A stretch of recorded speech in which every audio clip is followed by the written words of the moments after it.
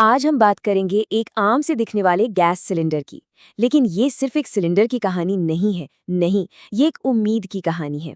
एक ऐसी उम्मीद जो लाखों लोगों की जिंदगी को पूरी तरह से बदल सकती है। पर साथ ही ये उन मुश्किलों की भी कहानी है जो इस उम्मीद के रास्ते में खड़ी हो जाती हैं। चलिए समझते हैं कि आखिर मामला क्या है। देखिए, इस एक तस्वीर में दो अलग अलग दुनियाएं हैं। एक तरफ है वो धुएं और मेहनत से भरा लकड़ी का चूल्हा, और दूसरी तरफ एक बटन दबाते ही जलने वाली साफ सुथरी गैस। ये सिर्फ खाना बनाने के तरीके का बदलाव नहीं है, ये तो पूरी की पूरी जिंदगी का बदलाव है। पर बड़ा सवाल ये है कि क्या ये बदलाव टिकाऊ है? हमारी कहानी हमें ले चलती है उत्तर प्रदेश के रामपुरवा गांव। यहाँ हमारी मुलाकात होती है सीता से। जब सरकारी योजना के तहत उनके घर में गैस सिलेंडर पहुंचा तो मानो उनके लिए एक नई उम्मीद की किरण जगी। सोचिए, सीता के लिए ये सिर्फ एक सिलेंडर नहीं था, ये तो धुएं से आज़ादी थी।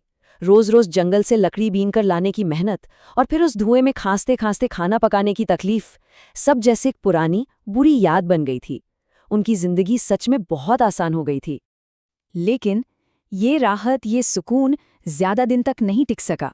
बहुत जल्द वो नई सहूलियत कहीं खो गई और सीता की रसोई में फिर से बस इंतजार रह गया। सीता के इन शब्दों को सुनिए, इनमें कितनी निराशा है, कितनी मजबूरी है ना। जो जिंदगी आसान होती दिख रही थी वो एक झटके में फिर से उन्हीं पुरानी मुश्किलों में लौट आई।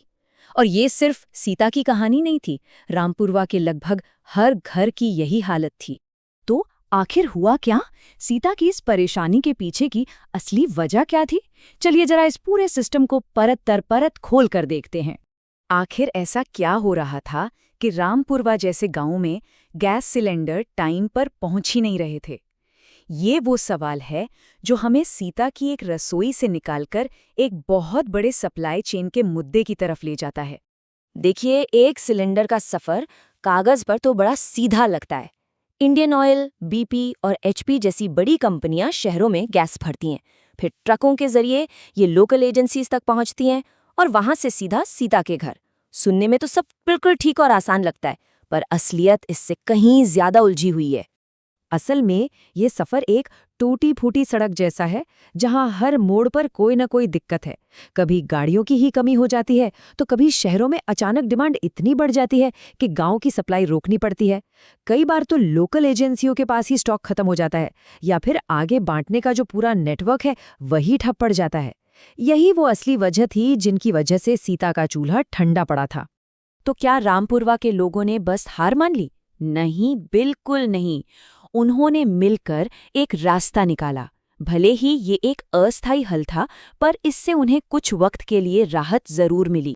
गांव के सारे लोग एक जगह इकट्ठे हुए, अपनी समस्या पर बात की, और फिर गांव के प्रधान ने सबकी तरफ से गैस एजेंसी में जाके शिकायत दर्ज कराई।